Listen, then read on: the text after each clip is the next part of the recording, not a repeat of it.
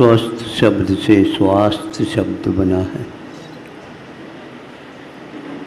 स्वस्थ का अर्थ होता है स्वस्मिन् तिष्ठते इति स्वस्थ, जो अपने आप में प्रकृति में रहता है उसका जो परिणमन स्वास्थ्य कहलाता है। प्रत्येक व्यक्ति को जब कभी भी आप पूछताछ करते हैं आप स्वस्थ तो हैं, सामने वाला भी कहता है हाँ मैं स्वस्थ हूँ, भले बीमार क्यों ना हो,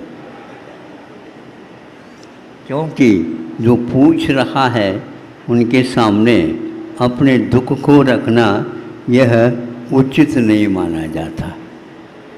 फिर भी यहाँ पर इस प्रकार अस्वस्थ दशा में रह करके हम अपनी ज़िंदगी को जिए, और यदि हम स्वस्थ हो करके जो अस्वस्थ हैं उनके ज़िंदगी को खड़े करने का उपाय करें तो बहुत अच्छा होगा। यह परोपकार की भावना है।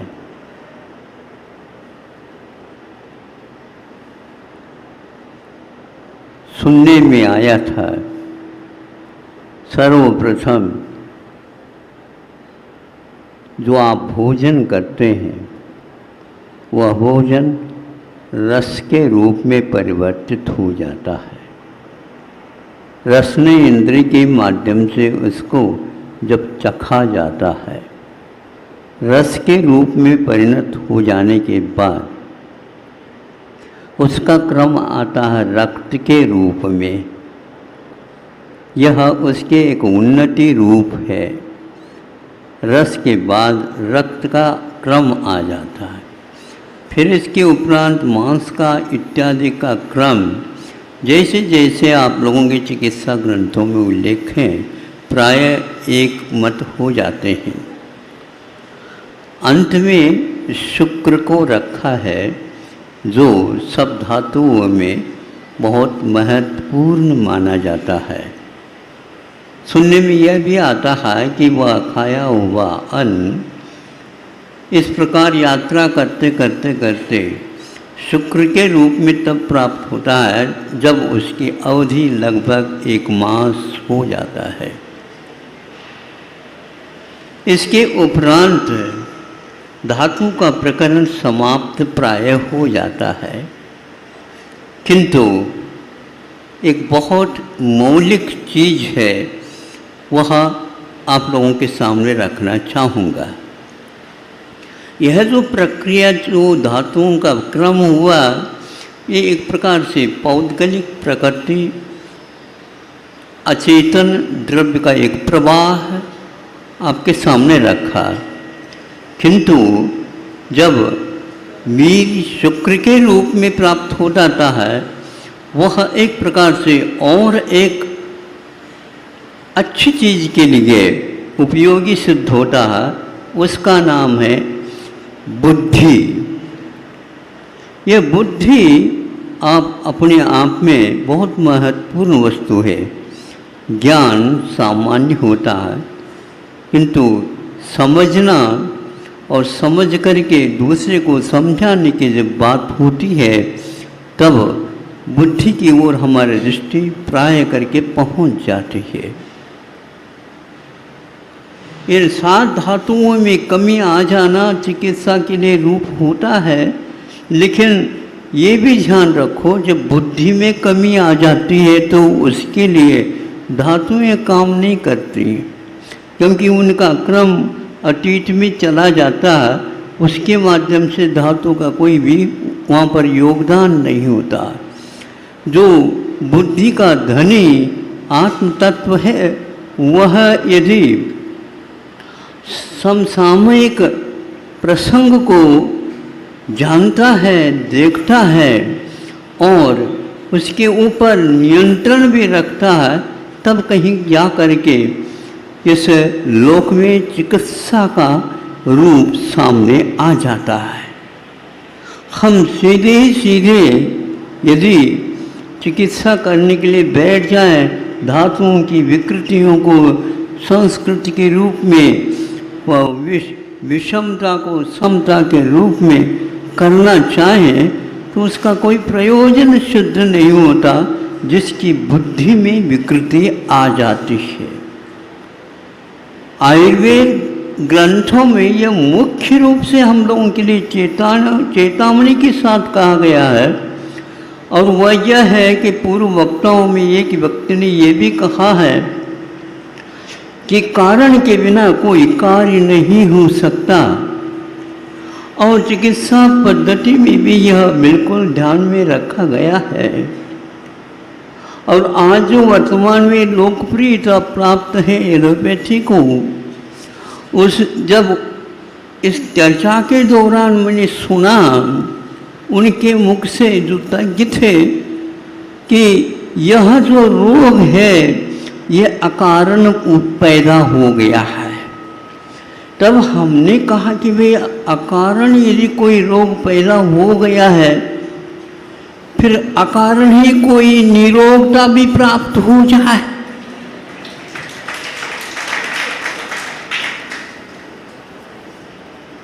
फिर सब अकारण ही होने लग जाए तो फिर बुद्धि भी अपने आप ही आ जाए। फिर बुद्धिमान कहने की क्या आवश्यकता है? फिर पढ़ाने की बात, विद्यालय की बात, ये तो बहुत दूर रह जाएगी। तब हमने धीरे से पूछा, डॉक्टर साहब ये बताओ अकारण कौन से रोग होते हैं? तो उन्होंने बताया इसको एलर्जिक बोलते हैं महाराज। अच्छा, तो ये अकारण हो गया, तो ये कुछ काम भी करता होगा? हाँ महाराज, काम करता है, जो सही है उसको बिगाड़ देता है। अब उसको सुधारना कैसे जाए? जो अकारण आया है तो उसके लिए सुधारने के लिए कारण भी ढूंढना पड़ेगा। हम धीरे से संयत होकर के मनोरंजन के कार्य को विराम देते हुए ये कहा कि हमारे विचार से यह आपके जो सिद्धांत पद्धति है चिकित्सा की, इसमें बहुत बड़े दोष उत्पन्न हुए हैं, क्योंकि आज वर्तमान में 200 वर्ष से ज़्यादा इसकी काल अवधि नहीं हो गई होगी, लेकिन लोकप्रियता बहुत बढ़ गई है। इसकी बढ़ना अच्छा है, एक व्यक्ति का विकास होता है और लोकप्रियता हासिल करता है तो खेल थोड़े ही है, लेकिन उसमें कुछ बातें ऐसी हों तो उस लोकप्रियता के ऊपर भी कुछ प्रश्नार्थक चिन्ह लगा देता है। तो एलर्जिक क्या वस्तु है? तो उन्होंने कहा है इसको हम इस प्रकार मानते हैं, कारण के अभाव में भी कार्य होते हैं, तो उसकी भी चिकित्सा करना हम चाहते हैं, और उस एलर्जिक को ही हम एक कारण मान करके चलते हैं। किंतु यह कैसे आप करते हैं?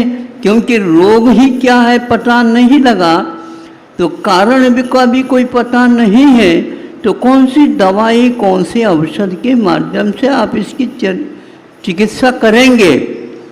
तो उन्होंने धीरे से कहा है कि जिस उसको तो दवाई के रूप में तो हम स्वीकारते नहीं, औषध के रूप में, किंतु उसका प्रयोग कर लेते हैं, और यदि वह लागू हो जाता है तो समझ लेते हैं इस दवाई का जो रोग है वो यही है। तो हमने कहा आपके यहाँ सिद्धांत तो रहा ही नहीं। यदि टीबी जैसे रोग है, क्षय जैसे रोग है, और उसके लिए आपके पास दवाई थी नहीं क्योंकि निदान ही नहीं हुआ था, किंतु उस टीबी क्षय को रोग को दूर करने के लिए जो निर्धारित है उसका प्रयोग किया आप लोगों ने। योग के बाद प्रयोग जो होता है वहीं पर बुद्धि बिगड़ जाती है। हमें ऐसा लगता है क्योंकि सिद्धांत को ही हम भूल करके आगे कदम उठा रहे हैं। उन्होंने तो कहा अकारण है और आपने तो ये कारण सिद्ध कर दिया है कि टीबी की दवाई यह है। रोग तो है ही नहीं, तो इसके लिए काम आ गए इसलिए वह रोग है। नहीं, आयुर्वेद में एक ऐसा सूत्र सर्वप्रथम दिया गया है, कारण के बिना कोई कार्य नहीं हो सकता, तो यही एक सिद्ध करो। यदि नहीं हो सकता है तो अकारण ये क्यों कह रहे हैं? उनको बताना ये होगा कि वात पित्त कफ ये तीन ऐसी वस्तुएं हैं कि इसके बिना हम आगे जो हमारा जीवन है वह आगे कभी बढ़ नहीं सकता, और उसके लिए इनका जानकारी लेना बहुत अनिवार्य है। इन वात पित्त और कफ का अर्थ क्या होता है, इसी के ऊपर यह शरीर टिका हुआ है।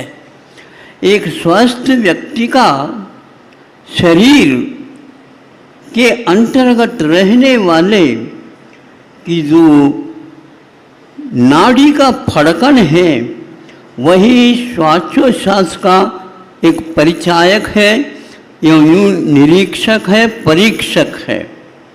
एक अभी किसी ने मेरे पास कुछ किताब भेजी थी, उनमें से एक पुस्तिका हाथ लगी, वह नाड़ी विज्ञान या नाड़ी परीक्षा के नाम से थी। तो उसमें एक श्लोक आया था, बहुत अच्छा लगा, जो आपके लिए सामने रख देता हूँ, क्योंकि आप लोग बहुत सारे यहाँ पर आयुर्वेद एकत्रित हुए हैं। हमारे जीवन में इतने एक साथ बैठ कर के आयुर्वेद के विषय में जो सूक्ष्म से सूक्ष्म और उपकारी वस्तुओं को आपने यहाँ पर रखने का प्रयास किया। चूँकि समय बहुत कम था, फिर भी आप लोगों ने उसको किया। उस किताब में से एक श्लोक है, वह स्मरण में थोड़े बहुत है, आपके सामने रखना ही चाहूँ ताकि आप लोग समझ ही लेंगे उसको।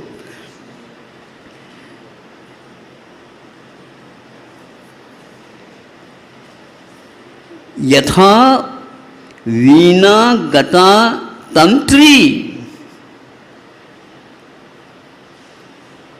सर्वान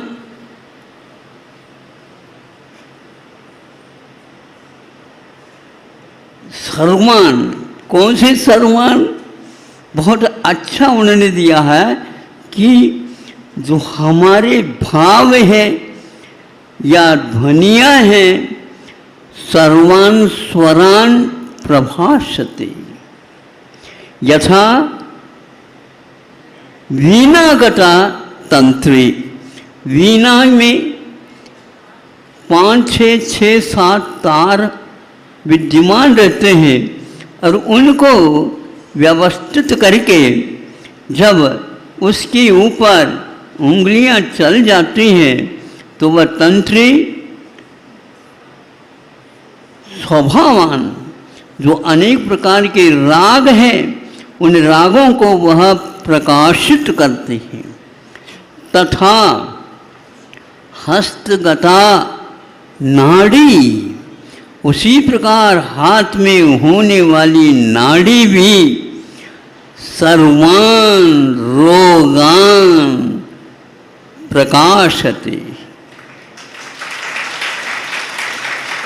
इसमें आयुर्वेद का सिद्धांत विकार और संस्कार, राग और आलाप, ये सारा का सारा गुम्फित करके उदाहरण के माध्यम से उन्होंने बताया।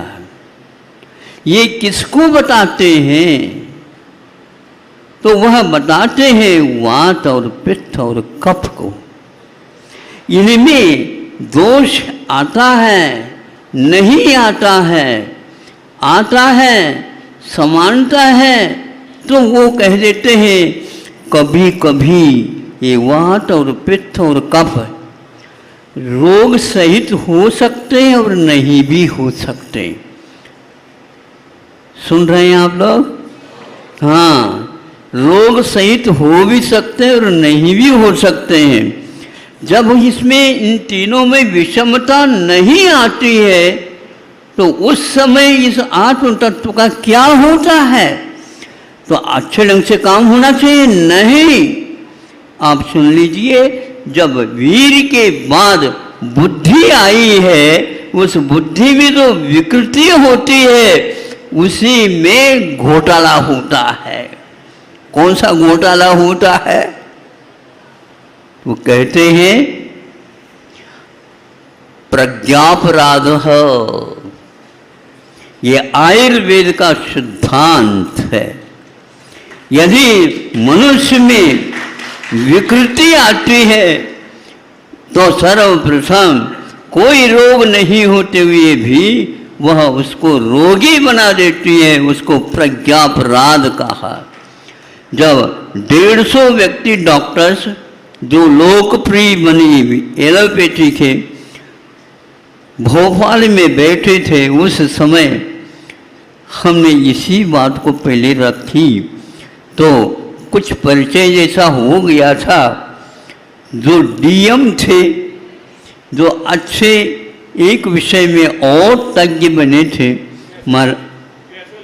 हाँ, आर के जैन ऐसा, हाँ गैसोलॉजिस्ट, तो वो हमने कहा महाराज ये प्रज्ञापराध क्या है?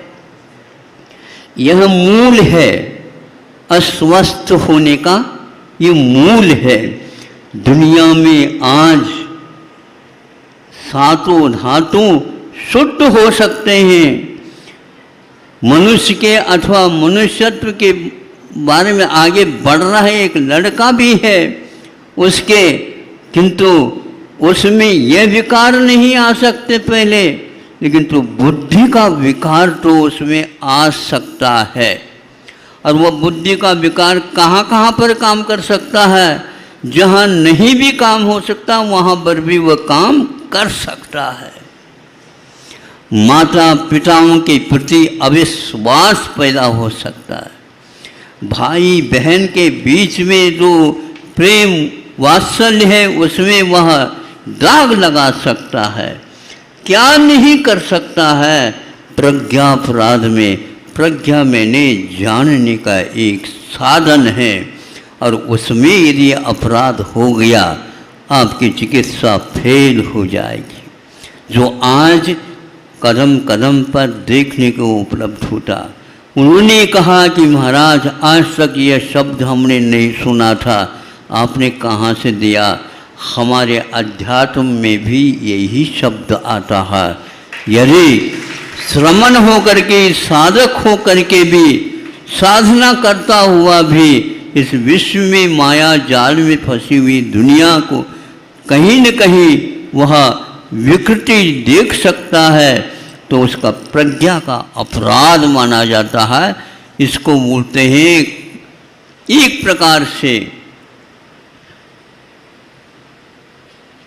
अपने ही स्वभाव के माध्यम से, अपने ही स्वभाव से स्खलित होने के बाद यह अपराध हो जाता है।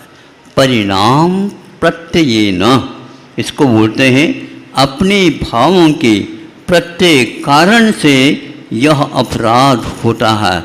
अकेला भी हो तो भी वह अपराध कर सकता है। बहुत सारे व्यक्तियों के बारे में दोष नहीं होते हुए भी वह दोषारोप कर सकता है और विश्व में एक युद्ध छड़ने का कारण भी वह बन सकता है और बनता जा रहा है। इसलिए अब कौन से आयुर्वेद के संस्थान की हम स्थापना की बात करें, आपसे बताना पूछते हैं। इसलिए आप लोगों को यदि सुख और शांति के साथ अड़ोस पड़ोस में भी यदि शांति चाहते हो तो आयुर्वेद के सिद्धांत सर्वप्रथम यह है प्रज्ञापराध से आप पहले मुक्त हो जाइए। महाराज हम इतने अध्ययन कर गए लेकिन आज तो प्रज्ञापराध मय बन गए हैं हम, क्योंकि अर्थकरी विद्या हो चुकी है। बड़े बड़े महाविद्यालय खोले जा रहे हैं और किनके द्वारा खोले जा रहे हैं तो हम कह नहीं सकते। आज तो मुख्य रूप से जो नेता चुन जाते हैं उन्हीं के द्वारा बहुत सारे संस्थाएं खुल रही हैं। अब उनका संचालन कौन करेगा? जिसके लिए धन चाहिए वो करेगा। तो भैया हमारे पास तो प्राण हैं, धन को हम प्राण नहीं मानते। और हम बुद्धि को प्राण मानते हैं। और प्राण शिरोमणि है, प्राणों की रक्षा कराने वाला केवल बुद्धि है। और हम ऐसे ऐसे व्यक्तियों को छांटेंगे, बताएंगे आपको, आपकी बुद्धि को एक पहले संशोधित करना होगा। उद्दीपन करने के लिए और संशोधित करने के लिए शरीर के ही तत्व हैं, उनको तो बाद में हम करेंगे, पहले ब्रेन वॉश की बात करेंगे। और हमें इन युवा शक्ति की ओर हमारे बहुत दृष्टि है, क्योंकि आप तो बूढ़े बाड़े हो गए हैं। उनमें ऐसे ही हम धारा प्रवाहित करना चाहते हैं। युग में आपका जन्म हुआ है, आप आए हो, बहुत बड़े पुण्य पूंजी को लेकर के आए हो। यदि आनंद का अनुभव लेना चाहते हो और सारे चारों तरफ आनंद का वातावरण बिछाना चाहते हो तो हमारी बात मानो, केवल अपने मन और बुद्धि को शांत कर दो और फिर बाद में वहाँ से भावों को व्यक्त कर दो। फिर क्या कहना, वीणा की तार जब बजाने लग जाते हैं तो फिर कहाँ पर आपका थकावट, कहाँ पर आपका वैर, कहाँ पर आपका राग द्वेष, सब कुछ समाप्त हो जाता है। एकमात्र बुद्धि को ही सुधारने की आवश्यकता है। सद्बुद्धि दे दो महाराज। मैं अपनी बुद्धि को आपको दे दूं तो मैं खाली हो जाऊं। फिर भी यदि आप अच्छे काम करना चाहते हो तो मैं बुद्धि आपको दे सकता हूँ और उसी लिए कृत संकल्पित हूँ। गुरु से मुझे उसे प्राप्त करने का सौभाग्य प्राप्त हुआ और यह सुख समझ में नहीं आता। यहाँ पर आने के उपरांत यहाँ के लोगों ने ऐसा कहा कि हम कुछ और ज़मीन खरीदना चाहते हैं और आपका आशीर्वाद अपेक्षित है। क्या करना चाहते हो? दुकान वगैरह तो नहीं खोलोगे? नहीं महाराज, केवल प्रतिभा स्थली तो है ही, देवदय भी है, कुछ और सामाजिक कार्य करने के लिए। तो क्या करना चाह रहे हो? जो आप बताओगे वही करूँगा। तो यहाँ और हमारे लिए ही बंधन आ गया है। हम आए हैं, थोड़ी शांति का अनुभव हम कर लें, प्रज्ञापराध से कुछ बचना चाहते हैं। नहीं, आपको कुछ करना नहीं, बस आशीर्वाद चाहिए, बाकी सब हम काम कर लेंगे। तो बहुत अच्छा है। हमने सोचा कि अब वीणा की तारों के ऊपर उंगलियां चलाने का अवसर आ गया है और इनको एक प्रकार से उस राग को विषय राग नहीं है, वह तो राग ऐसा राग है, वह दीप राग भी हो सकता है और पराग भी हो सकता है। बहुत सारी बातें आ सकती। ये काम करना चाहते हो, जो आप कहो उसके लिए हम तैयार हैं। तो बुद्धि को अच्छे रखने के लिए अच्छे स्वस्थ व्यक्तियों को यहाँ पर लाया जाए और उनको यह संकल्प लिया जाए कि यह वर्तमान में जो विकृति का रूप हो रहा सामने, कि कभी कभी रोग नकली हो सकता है और कभी कभी और कौन हो सकता है, दवाई नकली हो सकती।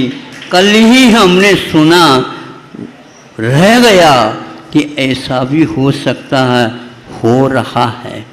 एक व्यक्ति ने कहा कि हमारे दोस्त मर गए, आप बताओ क्या कारण था? और कुछ नहीं है, उनको मलेरिया हो गया था और दवाई दी गई, लेकिन दवाई नकली थी, इसलिए वह मर गया। सुन करके ऐसा लगा, डॉक्टर साहब ये बताओ, जब मलेरिया के द्वारा वो मर गया, लेकिन मुझे भी मलेरिया हो गया था, तो मैं कैसे बच गया? तो डॉक्टर साहब ने उत्तर दे दिया, आपका मलेरिया नकली था।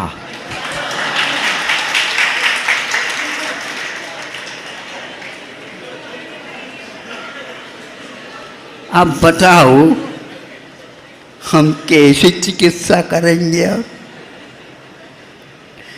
दवाई भी नकली है और ये तो फिर भी ठीक है, लेकिन रोग भी नकली है। इसी को बोलते हैं प्रज्ञापराध। अब बंधुओं, समय आ गया, किसी की आलोचना नहीं, मैं केवल अपने लोचन खोल करके दूसरे के लोचन को भी खोलना चाहता हूँ, और किसी वस्तु की कामना नहीं। प्रभु ने, गुरु ने हमारे लिए आशीर्वाद दिए हैं। यदि काम करना है तो ऐसा करना, जहाँ पर गलतियाँ हो रही हैं, गलती को गलती मानना, यह भी एक बहुत अच्छा कार्य माना जाता है। क्योंकि गलती जब करते हैं तो बुद्धि का अपराध हो जाता है, जब गलती को हम समझते हैं तो वह अपराध को दूर करने का उपाय मिल जाता है। ऐसे ही संतों के माध्यम से हमें अब गलती नहीं करते हुए, जो गलती कर रहा है उसको सुधारने का उपाय बताते हुए, बुद्धि का अपराध ना हो, फिर तो आप सब कुछ काम कर जाओगे। बुद्धि को सुधारने की आवश्यकता, इसलिए सर्वप्रथम चरक इत्यादि में, सुश्रुत इत्यादि में प्रज्ञापराध को कहा। वो प्रज्ञापराध किसी भी धातुओं में, वात पित्त कफ में कोई भी विषमता नहीं, फिर भी रोग आ सकता है तो हमारे बुद्धि के कारण आ सकता है। अंतिम जो शुक्र धातु है, उसके बाद बुद्धि का उपक्रम होता है। अपने बच्चों को वहाँ 7 धातुओं की ओर मत देखो, किंतु उसकी बुद्धि किसी भी हालत में विकृत ना हो और वह बुद्धि को सही रूप में रखने का संकल्प रखता है, तो फिर उस व्यक्ति को कहीं भी भेज दो, वह अवश्य ही प्रभु का लोकप्रिय बनेगा। प्रभु की दृष्टि में जो प्रिय बन जाता है, तो फिर वह जो चाहता है वह सब कुछ कार्य किया जा सकता है। भारत भूमि में ये एक विशेषता है, किसी को बुरा नहीं कह करके अपनी बुराई को वह बहुत अच्छे ढंग से दूर करने का संकल्प करता है। इससे बढ़कर के और कुछ नहीं है।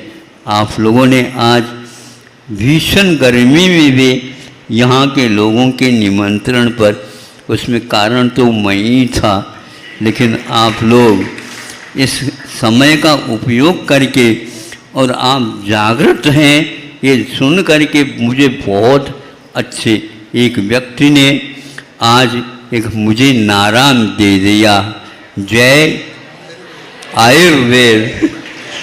मुझे बहुत अच्छा लगा कि आयु का, वेद का अर्थ होता है बुद्धि से जानना। इस जीवन को जानो, क्योंकि जीवन है तो आयु है तो जीवन है, जीवन है तो आयु सुरक्षित रखना आवश्यक है और ज़्यादा हमें आयु की आवश्यकता नहीं। 3-4 वर्ष भी मिलते हैं तो बहुत कुछ हम काम कर सकते हैं, और 400-500 वर्ष भी मिल जाते हैं उससे कुछ भी काम नहीं होता। सत विकल्प, सत संकल्प आप लेते हैं और अपनी स्वार्थ नहीं किंतु परार्थ की अपेक्षा से कुछ काम करते हैं तो अपने भी स्वार्थ अपने आप ही उसके साथ सिद्ध हुए बिना रह नहीं सकता। आप लोग आयुर्वेद के विषय में इतने जागृत हैं, मुझे सुन करके बहुत ही आह्लाद हुआ। और इस प्रकार आप काम करेंगे तो अवश्य ही है भारत जी का बहुत सुदूर देशों तक यह भारतीय संस्कृति अपने पताका फहरेगा और वह विश्व से कुछ भी नहीं चाहेगा, केवल विश्व आरोग्य मंदिर बने। अहिंसा।